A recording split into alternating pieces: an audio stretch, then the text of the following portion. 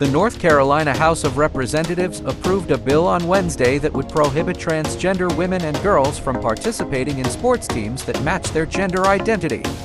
The bill, known as the Fairness in Women's Sports Act, would apply to public and private schools and colleges in the state.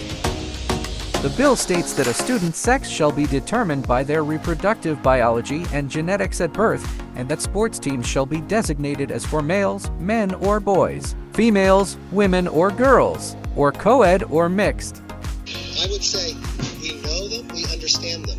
It doesn't have to do with it. What it plays is this is athletics. So we can understand the other person. We can go to dinner with the other person. We can hang out with the other person.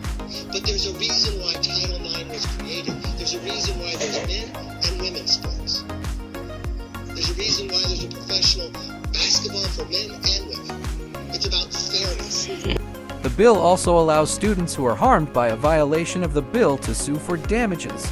The bill's supporters argue that it is necessary to protect the fairness and integrity of women's sports, claiming that transgender women have a physical advantage over cisgender women.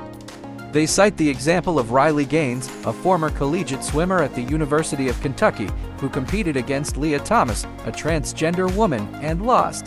They also point to the case of Peyton McNabb, a high school volleyball player from Cherokee, who said she suffered a concussion and neck injury after being hit by a ball spiked by a transgender athlete.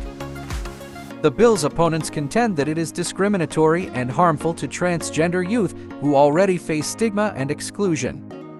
They say that there is no evidence that transgender women have an unfair edge over cisgender women in sports, and that the bill violates Title IX, a federal law that prohibits sex discrimination in education.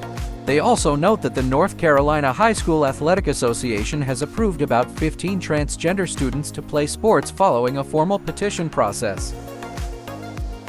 The bill now heads to the desk of Democratic Governor Roy Cooper, who has criticized the Republicans for focusing on political culture wars instead of investing in schools and paying teachers more. Cooper's office has not confirmed whether he will veto the bill, but his deputy communications director said that Republican governors in other states have vetoed these bills that bully vulnerable children because they know these decisions should be left to schools, parents, and sports associations. However, the Republican supermajority in the legislature has the power to override a potential veto.